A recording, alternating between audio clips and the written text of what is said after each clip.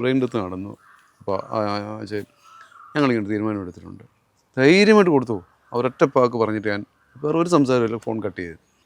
കറങ്ങുന്നുകൊണ്ട് എടുക്കരുതെന്ന് അവർ തീരുമാനിച്ചിരുന്നു.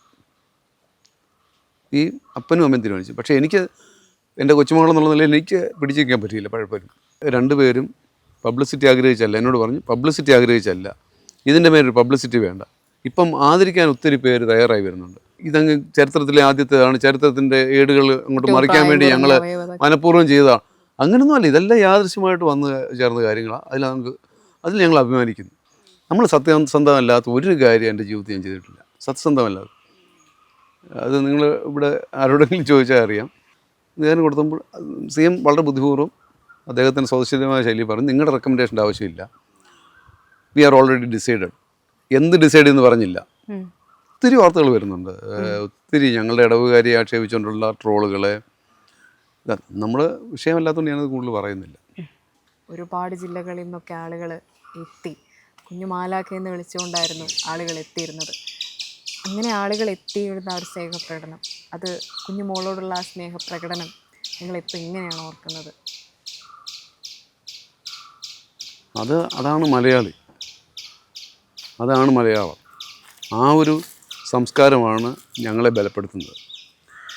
ഇവിടെ ഞാൻ ഇപ്പം മനസ്സിലാക്കിയത്, ഇതെല്ലാം ചടങ്ങുകളെല്ലാം കഴിഞ്ഞ് മനസ്സിലാക്കിയത്, മലയാളികൾ മാത്രമല്ല, തമിഴ്നാട്ടിൽ നിന്നൊക്കെ ആളുകൾ ഇവിടെ വന്നിരുന്നു. ഞങ്ങൾ പിന്നീട് ഞങ്ങളാരും കണ്ടില്ല. ഇപ്പം പറഞ്ഞ് മഞ്ഞിനിക്കര തീർത്ഥാടനത്തിന് പോയവർ കുറച്ച് പേര് ഇവിടെ കയറി. നാടിൻ്റെ ഭാഗത്തു നിന്നും ഇപ്പം ഞങ്ങൾ കാണാൻ വരുന്നത്, ഞങ്ങളെ അറിയിക്കാതെ പലയിടത്തു നിന്നും ആളുകൾ വരുന്നുണ്ട്. ഇത് കാണുമ്പോൾ ഒരു സന്തോഷമുണ്ട്, ദുഃഖമുണ്ട്, എന്നാലും അതിലൊരു സന്തോഷമുണ്ട്. പിന്നെ അന്ന് പറഞ്ഞിരുന്നൊരു വലിയൊരു സ്റ്റേറ്റ്മെൻ്റ് ഉണ്ട്, എൻ്റെ കൊച്ചുമോള് മരിച്ചിട്ടില്ലല്ലോ, 5 പേരിലൂടെയാണ് അവൾ ജീവിക്കുന്നത് എന്നുള്ളത്. ആ മഹത്തരമായൊരു തീരുമാനം എടുക്കുക എന്ന് പറയുന്നത് കുടുംബത്തെ സംബന്ധിച്ചിടത്തോളം അല്ല, തീരുമാനം എടുത്തു കഴിഞ്ഞ് എൻ്റെ മകനാണ്, ഞാനല്ല തീരുമാനം എടുക്കുന്നത്, എൻ്റെ മകനും ഭാര്യയും കൂടെ ആണ് തീരുമാനം എടുക്കുന്നത്. ആ തീരുമാനത്തിൽ ഞാൻ ഒരു പച്ചക്കൊടി കാണിച്ചത് മാത്രമേ ഉള്ളൂ. ഫോണിൽ കൂടെ ചോദിച്ചു, ബ്രെയിൻ ഡെത്ത് നടന്നു, അപ്പോൾ ഞങ്ങളിങ്ങനെ തീരുമാനം എടുത്തിട്ടുണ്ട്. ധൈര്യമായിട്ട് കൊടുത്തു. അവരൊറ്റ പാക്ക് പറഞ്ഞിട്ട് ഞാൻ വേറെ ഒരു സംസാരമില്ല, ഫോൺ കട്ട് ചെയ്ത്. അത് കൃത്യമായ തീരുമാനമാണെന്ന് അവന് ബോധ്യപ്പെട്ടാൽ അത് ശരിയെന്നുള്ള ഭാഗമാണ് എൻ്റെ ഉള്ളത്. അത് ഒട്ടും പ്ലാൻഡ് അല്ല. ഇതൊക്കെ ഇങ്ങനെ വന്നു ചേർന്ന് പോയതാണ്.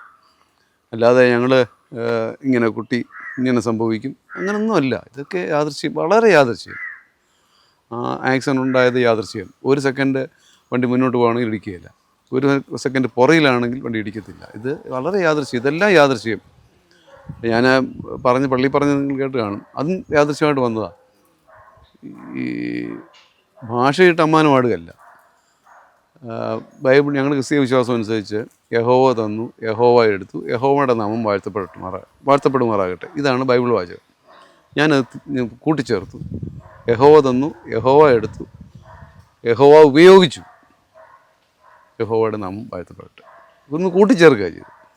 ഇതൊക്കെ ഈ 5 മക്കളുണ്ടായെന്നൊക്കെ പറഞ്ഞത് അന്നേരം അങ്ങ് തോന്നി പറയുന്നത്. അത് എങ്ങനെയോ തോന്നിക്കുന്നത്, ഈ കൊച്ചു തന്നെ ആയിരിക്കും പക്ഷേ ഒരുപക്ഷെ തോന്നിപ്പിക്കുന്നത് ഇങ്ങനെ പറയാൻ. അല്ലാതെ എങ്ങനെ ഞാൻ തന്നെ ഇത് പ്രസംഗ കലാകാരനാണോ എന്തും മനസ്സിലിട്ട് പറയാൻ? ഇത് പറഞ്ഞു പോയതാ, സത്യമാണ് പറഞ്ഞതെല്ലാം നല്ലതായിരുന്നു പലരും അഭിപ്രായപ്പെടുകയും ചെയ്തു. പിന്നെ ഞാൻ എപ്പോഴും വിശ്വസിക്കുന്നത് ഭഗവത്ഗീതയിലെ ഒറ്റ വാചകമാണ്, സംഭവിച്ചത് നല്ലതിന്, സംഭവിച്ചുകൊണ്ടിരിക്കുന്നതും നല്ലതിന്, സംഭവിക്കാനിരിക്കുന്നതും നല്ലതിന്. സംഭവാമി.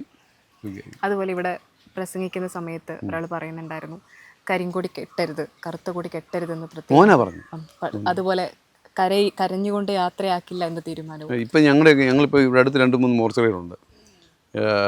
ഞങ്ങൾ രാവിലെ കേട്ട് ഉണർന്നു വരുന്നത് ഈ ശവം കൊണ്ട് പെടുന്ന വലിയ പാട്ടുകളും വലിയ ബഹളങ്ങളും. അത് വേണ്ടാന്ന് വെച്ചു. മോർച്ചറിയിൽ നിന്ന് സാവധാനം ബോഡി ഇവിടെ കൊണ്ടുവന്നു. ഇവിടെ നിന്ന് പള്ളിയിലോട്ട് പോകുമ്പോഴും ഇത് തന്നെ ഉണ്ടാകും, അതും വേണ്ടാന്ന് വെച്ചു. ഇതൊക്കെ മോൻ്റെ ആഗ്രഹങ്ങളാണ്. ഞാനും ആ ഒരു ചിന്താഗതിക്കാരനാണ്. അതുകൊണ്ടായിരിക്കും ഒരു പക്ഷേ മോൻ അങ്ങനെ പറഞ്ഞത്. ഈ കരിങ്കോടി കറുപ്പ് ഒരു അശുഭചിഹ്നമൊന്നുമല്ല, അശുഭ കളറല്ല. അപ്പം ശുഭകരമായ കളറാണ്. പക്ഷേ എന്നാലും അത് ദുഃഖത്തിൻ്റെ സൂചിപ്പിക്കുന്ന കറുത്ത കൊടി വേണ്ട എന്ന് തന്നെയാണ് തീരുമാനിച്ചത്. അതുപോലെ ഈ ആ, കരഞ്ഞുകൊണ്ട് യാത്രയാക്കില്ല എന്ന് തീരുമാനം കുടുംബം എടുത്തത് അല്ല, അത് അങ്ങനെ പറയാനൊക്കത്തില്ല. കറന്നുകൊണ്ട് എടുക്കരുതെന്ന് അവർ തീരുമാനിച്ചിരുന്നു. ഈ അപ്പനും അമ്മയും തീരുമാനിച്ചു. പക്ഷേ എനിക്ക് എൻ്റെ കൊച്ചുമകളെന്നുള്ള നിലയിൽ എനിക്ക് പിടിച്ചു വയ്ക്കാൻ പറ്റിയില്ല പഴയപ്പോഴും. കണ്ടു കരയുന്നത്. പക്ഷേ ഇപ്പോൾ പക്ഷേ ഈ പിള്ളേരാണ് ഇപ്പോൾ എനിക്ക് ഇവിടെ നിൽക്കാനുള്ള തൻ്റെ ഇടം തരുന്നത്. അല്ലാതെ ഞാൻ പഠിച്ചതോ ഞാൻ പരിചയിച്ചതോ ഒന്നുമല്ല. ഈ പിള്ളേരുടെ ധൈര്യം കാണുമ്പം അവരെ വിഷമിപ്പിക്കരുതല്ലോ. ഇപ്പം പിള്ളേർ രണ്ടുപേരും പബ്ലിസിറ്റി ആഗ്രഹിച്ചല്ല, എന്നോട് പറഞ്ഞു പബ്ലിസിറ്റി ആഗ്രഹിച്ചല്ല, ഇതിൻ്റെ മേലൊരു പബ്ലിസിറ്റി വേണ്ട. ഇപ്പം ആദരിക്കാൻ ഒത്തിരി പേര് തയ്യാറായി വരുന്നുണ്ട്. ബോംബെയിൽ നിന്ന് വിളിക്കുന്നു, ഡൽഹിയിൽ നിന്ന് വിളിക്കുന്നു, സ്കൂളുകളിൽ നിന്ന് വിളിക്കുന്നു, മാർച്ച് 8-ന് അവിടെ ചെല്ലണം. പ്രോഗ്രാം ഷെഡ്യൂൾ ചെയ്ത് കഴിഞ്ഞു. ഒരെണ്ണത്തിന് പോകത്തില്ല, ഞാനും പോകത്തില്ല, അവാർഡും മേടിക്കത്തില്ല, ആദരവും മേടിക്കത്തില്ല. ഇത് അതിൻ്റെ ആവശ്യമില്ല. എന്തിനാ? നമ്മൾ അറിയാതെ ചെയ്തൊരു കാര്യമാണ്. ഇത് ഓർഗൻ കൊടുക്കാമെന്ന് പറഞ്ഞത് യാദൃശ്യമായിട്ട് കൊടുത്തതാണ്. ഇത്രയും പബ്ലിസിറ്റി കിട്ടുമെന്നോ എന്താ ഈ ഇതങ്ങ് ചരിത്രത്തിലെ ആദ്യത്തേതാണ്, ചരിത്രത്തിൻ്റെ ഏടുകൾ അങ്ങോട്ട് മറിക്കാൻ വേണ്ടി ഞങ്ങൾ മനഃപൂർവ്വം ചെയ്തതാണ്. അങ്ങനെയൊന്നും അല്ല, ഇതെല്ലാം യാദൃശ്യമായിട്ട് വന്ന് ചേർന്ന കാര്യങ്ങളാണ്. അതിൽ ഞങ്ങൾ അഭിമാനിക്കുന്നു. ഞങ്ങൾക്ക് ഇങ്ങനെ വന്നത്. ഇവിടെ എൻ്റെ ഒരു സുഹൃത്ത് വിദേശത്തുണ്ട്, നെടുങ്ങാണ്ടപ്പള്ളി സ്വദേശിയാണ്. നെടുങ്ങാണ്ടപ്പള്ളി ലാൻഡ്മാർക്ക് എന്ന് പറയുന്നത് ഒരു ആലായിരുന്നു. ഈ റൗണ്ടാന പണ്ട് ആരോ ആല് വെച്ചു, അതിന് ചുറ്റ് കെട്ടി ഈ റോഡ് വികസനം വന്നപ്പോഴാണ് അത് ഈ അടുത്ത കാലത്താണ് അത് പൊളിച്ചു കളഞ്ഞത്.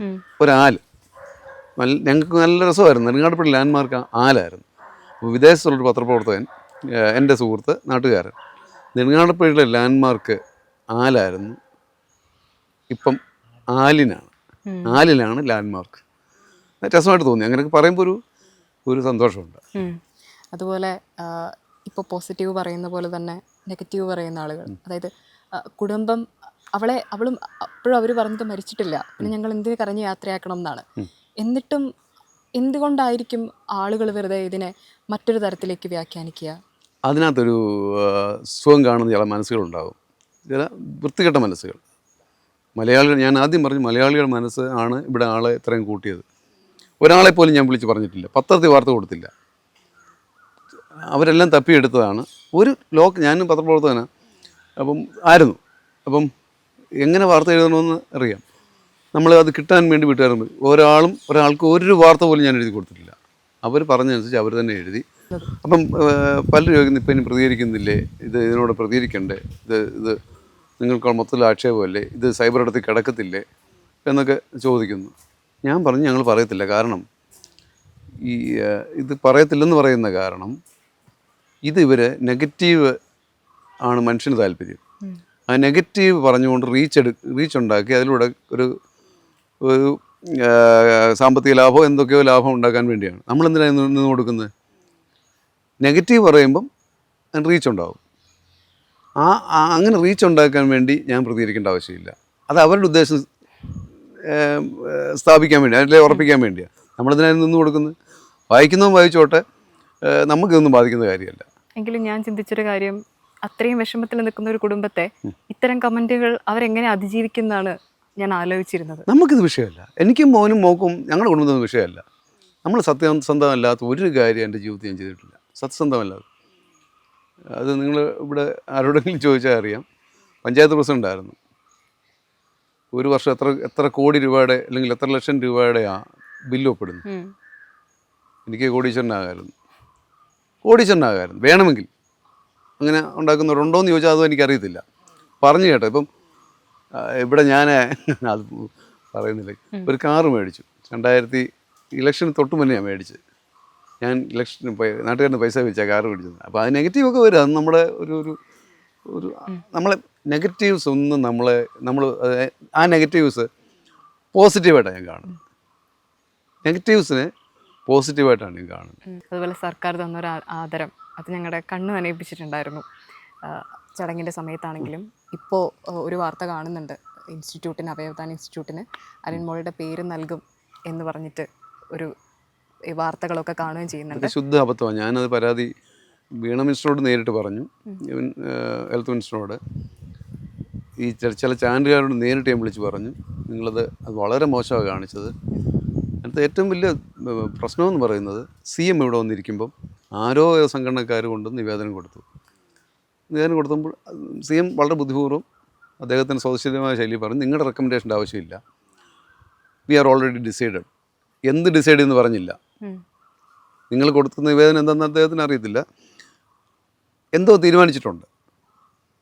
അത് അദ്ദേഹം ഉറപ്പിച്ച് പറഞ്ഞു, തീരുമാനിച്ചിട്ടുണ്ട്, നിങ്ങളുടെ റെക്കമെൻഡേഷൻ്റെ ആവശ്യമില്ല. മേടിച്ചില്ല, ഈ കൊടുത്ത നിവേദനം അദ്ദേഹം മേടിച്ചില്ല. കൊണ്ടുപോകോളാൻ പറഞ്ഞു, എൻ്റെ തരണ്ട, കൊണ്ടുപോകോളാൻ പറഞ്ഞു. ഞാൻ കൂടെ ഇരിക്കുക. പക്ഷേ പുറത്തിറങ്ങി വന്നപ്പം CM പോയി കഴിഞ്ഞ് ചാനൽ തുറന്ന് നോക്കുമ്പം കോഴിക്കോട് ആശുപത്രിയുടെ കാര്യം നമുക്കറിയത്തില്ല, നമ്മുടെ ചിന്തയിൽ പോയില്ല, നമ്മൾ ആ ദുഃഖഭാരത്തിലിരിക്കുക. വാർത്ത എഴുതി കാണിക്കുന്നു, കോഴിക്കോട് തുടങ്ങുന്ന അവയവ ഇൻസ്റ്റിറ്റ്യൂട്ടിന് ആലിൻ്റെ പേര് നൽകും എന്ന് മുഖ്യമന്ത്രി ബന്ധുക്കൾക്ക് ഉറപ്പ് കൊടുത്തു. മുഖ്യമന്ത്രി ഒന്നുമേ പറഞ്ഞില്ല. ഇതിപ്പോ ബന്ധുക്കൾ ആവശ്യപ്പെട്ടു എന്നുള്ള അല്ല, അത് കഴിഞ്ഞ് വന്നു. അതിൻ്റെ താഴെ ബന്ധുക്കളുടെ ആവശ്യപ്രകാരമാണ് ഈ ഉത്തരവ് നൽകിയത്. ഞാനും മോനും മോളും ബന്ധുക്കളൊക്കെ ഇരിക്കുക. അദ്ദേഹം അങ്ങനെ ഇതുമായി ബന്ധപ്പെട്ട് ഒരു കാര്യവും പറഞ്ഞില്ല. അത് അദ്ദേഹത്തിന് പറയാമായിരിക്കും, പക്ഷെ അത് എന്തെങ്കിലും നിർദ്ദേശം വന്ന് അതിൻ്റെ നടപടി പൂർത്തിയായി വേണ്ടത് തരാൻ. അല്ലാതെ അങ്ങനെ ഞങ്ങൾക്കിങ്ങനെ ആശുപത്രി തുടങ്ങുന്ന കാര്യം, ഇൻസ്റ്റിറ്റ്യൂട്ട് തുടങ്ങുന്ന കാര്യം ഞങ്ങൾ വീട്ടുകാരും അറിഞ്ഞിട്ടില്ല. മാത്രമല്ല, ഈ സന്ദർഭത്തിൽ ഞങ്ങളുടെ കൊച്ചിൻ്റെ പേരിടണമെന്ന് ഞങ്ങൾ ആവശ്യപ്പെടുമോ? സ്വഭാവമായിട്ടും ചിന്തിച്ച് നോക്കിയേ, ഞങ്ങൾ എന്തെങ്കിലും അങ്ങനെ ക്ലെയിം വെക്കുമോ? അപ്പം അതാണ്, അതിപ്പോൾ അതിനൊന്നും പ്രതികരിക്കാതിരിക്കുക. ഞങ്ങൾ പറഞ്ഞത് മോശമായിപ്പോയി എന്ന് പറഞ്ഞു. ഇത് എങ്ങനെ വാർത്ത വന്നു എന്നൊന്നും അറിയത്തില്ല. ഒത്തിരി വാർത്തകൾ വരുന്നുണ്ട്, ഒത്തിരി ഞങ്ങളുടെ ഇടവുകാരിയെ ആക്ഷേപിച്ചുകൊണ്ടുള്ള ട്രോളുകളെ. നമ്മൾ വിഷയമല്ലാത്തതുകൊണ്ട് ഞാനത് കൂടുതൽ പറയുന്നില്ല. ഇവിടെ വന്ന് പ്രസംഗിച്ചൊരു അച്ഛൻ്റെ വാക്ക് എനിക്ക് ഭയങ്കര ടച്ചിങ് ആയിട്ട് തോന്നി. ഒരു പള്ളി വികാരി, അദ്ദേഹം പറഞ്ഞത്, ഞാൻ അവയവം സ്വീകരിച്ച ഒരാളാണ്, ഈ കുഞ്ഞിൻ്റെ വീട്ടുകാർ ചെയ്തതുപോലെ ആരും ചെയ്യുന്നില്ല, കാരണം അവയവം കിട്ടാതെ മരിക്കുമെന്ന് കരുതി. അതുപോലെ തന്നെ കുഞ്ഞിൻ്റെ അവയവം സ്വീകരിച്ച ഒരു കുഞ്ഞിൻ്റെ അപ്പൂപ്പൻ ഞങ്ങളോട് സംസാരിച്ചപ്പോൾ പറഞ്ഞത്, നേരം വെളുപ്പിക്കില്ല എന്ന് ഡോക്ടർ പറഞ്ഞ കുഞ്ഞാണ്, ആ കുഞ്ഞാണ് രക്ഷപ്പെട്ടത് എന്ന് പറഞ്ഞ് കരയുന്നുണ്ടായിരുന്നു. അപ്പം അവയവം കിട്ടാതെ മരിച്ചു പോകുമോ എന്ന് പേടിക്കുന്ന ഒരുപാട് ആളുകൾ ഇന്നും നമുക്കിടയിലുണ്ട്. അവർക്ക് ആലിലൂടെ കൊടുക്കുന്ന ഒരു സന്ദേശം എന്തായിരിക്കും? ഞങ്ങൾ മനസ്സിലാക്കിയത് ഒരു 8000-ഓളം പേരിപ്പം അവയവം ആവശ്യപ്പെട്ട ഒരു ലിസ്റ്റാണ് അതിനകത്ത്. എല്ലാവർക്കും അങ്ങനെ കൊടുക്കാൻ ഒക്കത്തില്ല. അപ്പം ഇത് ക്രോസ് ചെക്ക് ചെയ്ത് ക്രോസ് മാച്ച് ചെയ്ത് ആണിത് എടുത്തിട്ടുള്ളത്.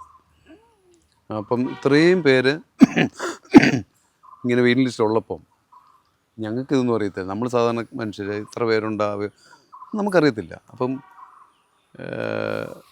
ഇത് വളരെ സഡനായി ഇത്രയും മെസ്സേജ് ഞങ്ങളൊക്കെ കേട്ടിട്ടുള്ള കണ്ണ് ദാനം ചെയ്യുന്നു, അല്ലെങ്കിൽ ഹൃദയത്തിൻ്റെ അങ്ങനെയൊക്കെ കേട്ടിട്ടുള്ളൂ.